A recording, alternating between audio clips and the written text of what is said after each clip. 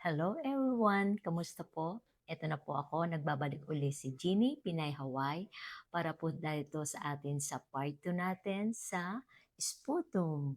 So, naalala niyo po yung part 1 natin dun sa aking in-upload na video para po dun sa day 1 natin doon sa St. Luke's Medical Clinic sa Ermita. So, ngayon po, i-discuss ko naman sa inyo ang naging experience ko at syempre, nandiyan na rin ang mga tips para mabigyan ko kayo uli ng magandang advice at makatulong uli sa aking mga kababayan. And also, pasubscribe na rin po para naman po makatulong din kayo sa akin at makapag-upload pa po ako ng iba-iba pong video na sana makakatulong din sa ating kapwa Pilipino. Leave comment below kung ano man yung gusto nyo pong i-ask sa akin at itatry ko pong masagot kayo as soon as possible. Maraming salamat po and simulan na po natin ngayon.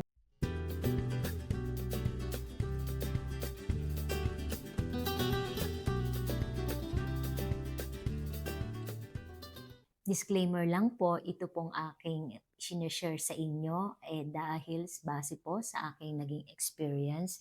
Kung ano man po yung magiging experience niyo or yung naging experience niyo po base sa mga nasabi ko, ah, iba-iba po yung sitwasyon natin, yung case po natin. Maaari pong ang aking sitwasyon at ang sitwasyon ninyo tungkol po sa inyong medical ay magkaiba po.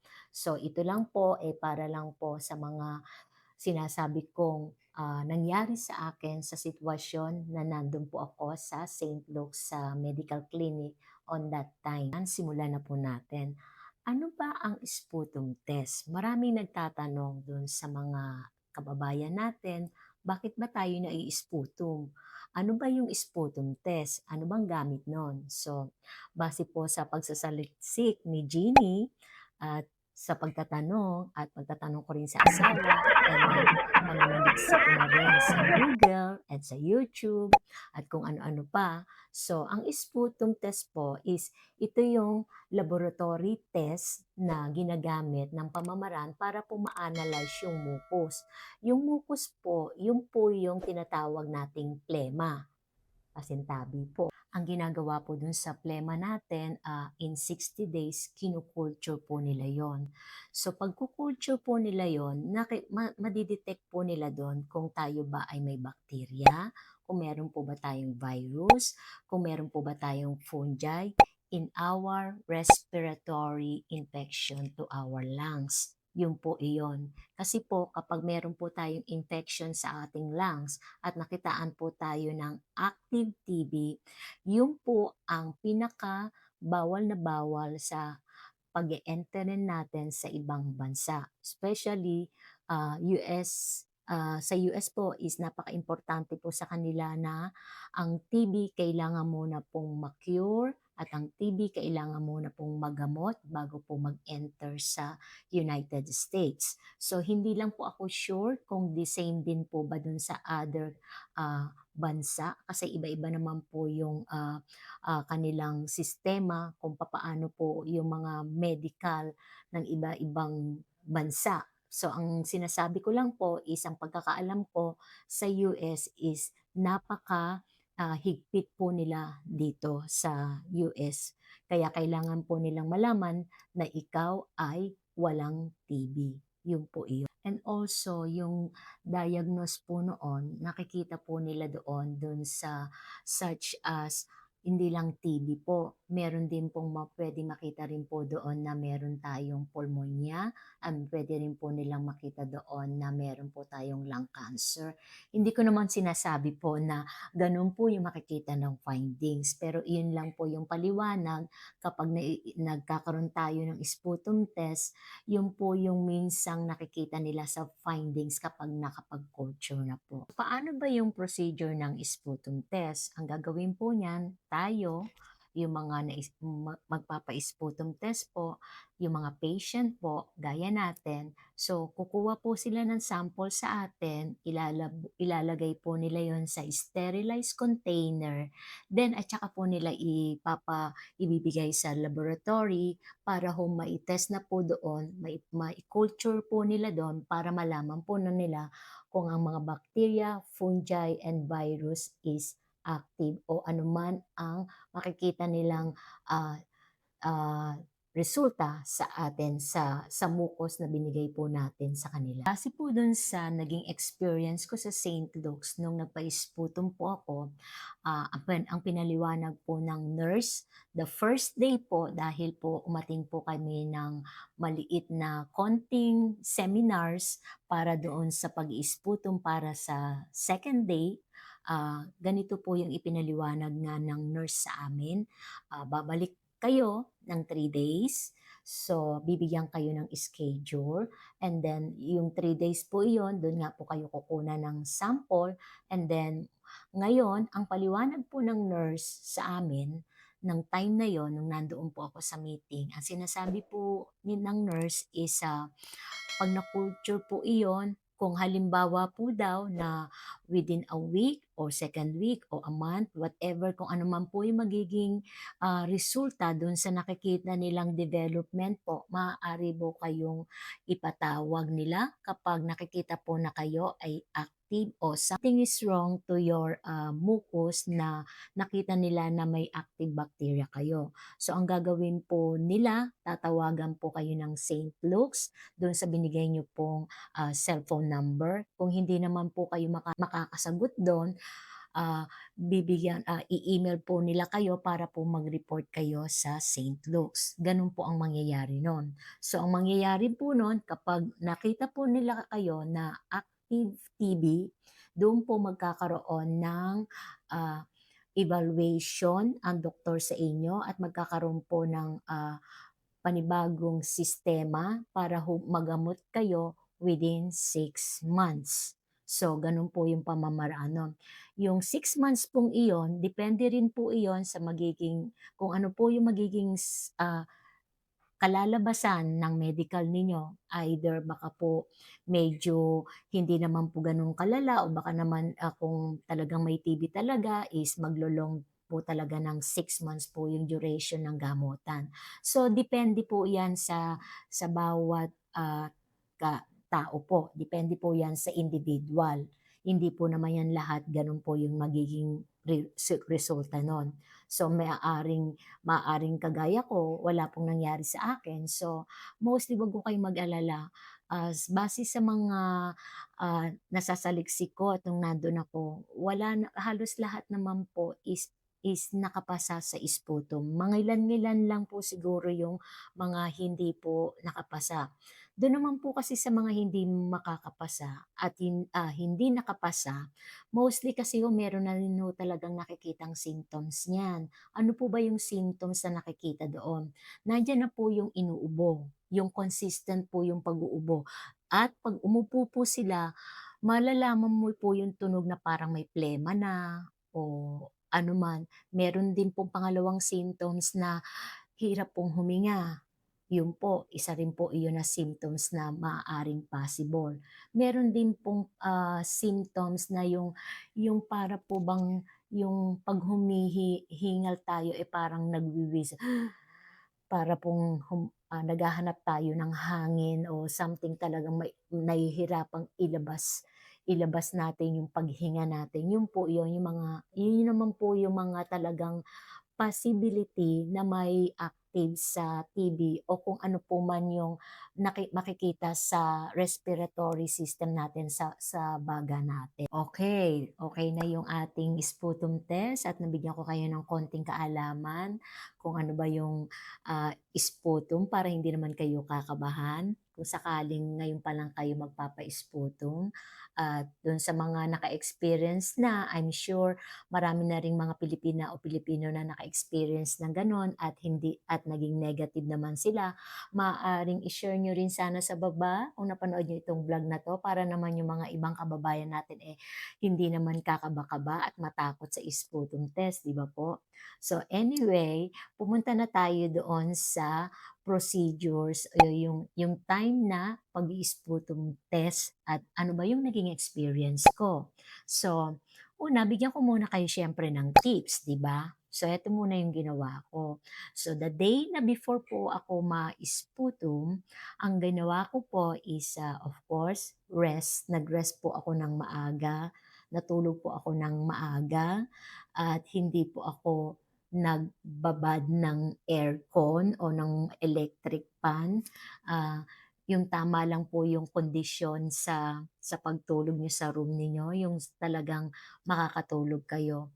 Then pangalawa po is, nag-continuous pa rin ako ng vitamins do'n sa sinasabi ko sa inyo, and then continuous din ako nag-exercise pa rin po no'n, and then ano pa, kumain pa rin ng mga gulay at prutas, and then, ah uminom din ako ng, tsaa nung gabi, I think, nagsalabat ako with lemon bago ako matulog. Nilagyan ko ng konting, mint tea na may tibag po na mint tea, nilagyan ko na rin po ng gano'n. So, gano'n po yung ginawa ko para naman ho ma-smooth yung pagtulog ko at ma-relax yung aking, ah, respiratory system, yung lungs natin. So, gano'n yung ginawa ko. So then, at bawal po ang lipstick. Kinabukasan, ano ba yung mga dinala ko na mga importante? Ang dinala ko po, unang-una is face mask po. Magdala kayo ng 2 o 3 face mask para po kung sakaling madumihan po, meron kayong reserba. And then number 2, nagdala rin po ako ng alcohol. Kahit lang po sa maliit na container, nagdala po ako nun para ho kasi medyo sa day 2 natin na pagpunta natin doon is, medyo alam niyo na maraming tao at marami rin pong uubo-ubo o hindi natin alam yung environment na kung ano man yung mangyayari doon sa paligid natin. So, may alcohol, and then pangatlo po is, nagdala po ako ng tubig. Inom po kayo ng maraming tubig. Okey lang po na mag-inom kayo ng tubig kasi may CR naman po doon kung gusto niyong mag-pee. So, iyon po iyon. Then, of course, maaga po akong gumising para ho ma-prepared lahat. Huwag niyo pong kakalimutan yung passport at saka yung white slip. Yung white slip po na sinasabi ko is iyon po yung schedule na ipapakita po natin yan sa guard. Nandun po yung schedule kung anong oras po tayo, naka-schedule. Ang schedule po sa sputum test usually po, 6 to 8 AM lang po. So, pero since ang schedule ko ng first day ko is, 6 o'clock in the morning. So, inagahan ko na rin po, dumating na ako dun ng 5 o'clock in the morning. So, pinapapasok muna po kasi nila ang priority na mga senior or, PWD, o disability. After senior tsaka yung mga, disability o pregnant woman, pinapasok na po kami, yung mga regular. So, pumasok na po kami. Ngayon bibigyan po kayo ng number niyan. So, may number po iyan na ibibigay sa inyo. So, binigyan ako ng number, and then after my number, uupuin uli kayo doon sa area na first naupuan uli, same thing na nangyari dun sa day 1. So, mag-aantay ka muna ng konti doon kasi, inaayos pa nila dun sa loob. Meron na kasing mga kung, siguro inaayos na rin nila yung mga gagawin doon sa taas, then after that, tinawag na. So, merong nag-a-assist naman po doon na tao para po umakyat na. So, meron pong paakyat na po sa elevator. So, batch by batch lang po sa first 20 muna. So, yung mga first 20, so yun muna yung papapasokin nila sa loob. meron pong nag-a-assist doon. So, sa elevator na yon mag-a-assist po, dun muna po kayo papupuntahin sa third floor. So, dun po sa third floor, kapag pumunta na po kayo dun, meron po doon na yung guard, ibibigay dun sa nurse, uupo na lang po kayo doon. Meron po doon mga silya, so uupo na lang po doon. May nagga-guide naman po. Then hihintayin na lang po yung pangalan ninyo. Once na dahil naibigay na po ng guard yung inyo pong, papers doon, tatawagin po kayo niyon. Kapag tinawag po kayo noon, kasama nandun na po yung passport ninyo tsaka yung white slip. Yung nurse po, 'pag tinawag po kayo, meron po iyong barcode. Sa barcode, nilalagyan po nila ng barcode yung passport ninyo. So, gano'n po yung nangyayari nun. Tatanungin muna po kayo kung anong anong name ninyo para po sigurado kung yung passport na yun, eh, talagang kayo po ba yun. So, tatanungin po yung name ninyo dun ng nurse para po ma-verify kung talaga pong kayo yon. Kapag po na-verify na ng nurse yung pangalan ninyo, papipirmahin po kayo sa isang white paper do'n. Then after nakapirma na po kayo, iiwanan niyo pa rin po yung passport ninyo do'n, then paakyatin na po kayo kasi may number naman po kayong hawak-hawak, eh. So, paaakyatin naman po kayo doon sa penthouse na tinatawag. Doon po iyon na yun na po yung time na dun na po tayo magpapa-sputum. Sa pagkakaalala ko kaya tinawag sigurong penthouse yun kasi po, open po yung itaas, parang pinakataas na po ng St. Luke's na building yon. So, open siya sa taas. So, dun po yung nag-iintay na yung mga susunod na batch dahil meron na pong nauna doon. So, mag-aantay pa ho kayo ng mga siguro after mga 15 minutes, gano'n. Kaya lang nung dun sa nakaupo na ako dun sa penthouse. So, maririnig mo talaga yung mga ubo para mailabas yung plema. So, kasi malapit lang doon sa upuan dahil open siya, naririnig mo talaga. So, minsan mas mabuting wag magdala ka na lang siguro ng earphone, makinig ng music kasi minsan parang alam niyo na, hindi ko na sasabihin, may experience niyo na yon. So, mas maganda siguro magdala na lang kayo ng earphone, makinig na lang muna kayo ng music kaysa yung mapakinggan niyo yon. Kasi yun nga, yung naririnig mong ayaw mong marinig, hintayin niyo. Then may lalabas pong nurse uli doon at tatawagin po yung pangalan niyo based dun sa passport na sinubmit na nung nurse sa third floor na inakyat na sa taas. So, tinatawag din po yung pangalan niyo doon. Sa natawag na yung pangalan ninyo, ah, susunod kayo do'n sa nurse, bibigyan kayo ng nurse ng instruction na meron doong area na pagmumumugin kayo, magga kayo. So, may baso do'n ng plastic para doon kayo magmumumog and then may tissue din doon na gagamitin niyo, para lang kayo magmumog muna and then, once na natapos niyo 'yon, tatanungin kayo ng nurse to confirmation uli dahil iba na naman yung taong in charge doon. Tatanungin sa'yo ng nurse kung anong pangalan mo and then 'pag na-confirm yun, I think, birthday mo rin yata, parang I believe na tinanong din yung birthday mo, something like that. Once na natanong kayo at confirm na dun sa nurse na yon, meron siyang kinuwang maliit na barcode, nilagay dun sa container. So, I think yung mga container nandoon na. So,